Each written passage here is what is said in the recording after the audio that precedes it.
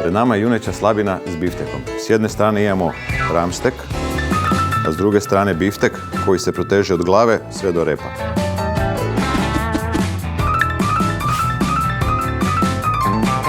Od ovog dijela mesa dobivamo popularne odreske koje imaju kost u obliku slova T.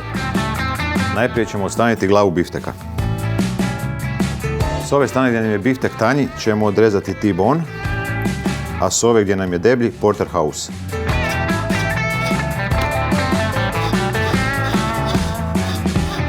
I ovdje najbolje vidimo razliku porterhouse-a i T-bona. Uz porterhouse odrezak ćemo pripremiti glazirane mrkve. Dodat ćemo med, sol, ulje, papar. Posložit ćemo mrkve, preliti glazurom, dodat ćemo timjan,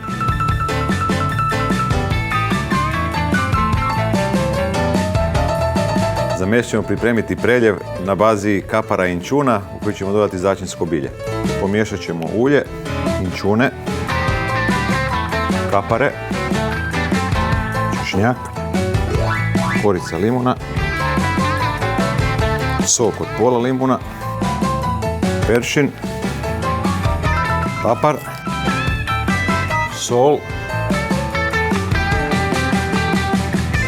Dobro ćemo zagrijati tavu. Dodat ćemo ulje.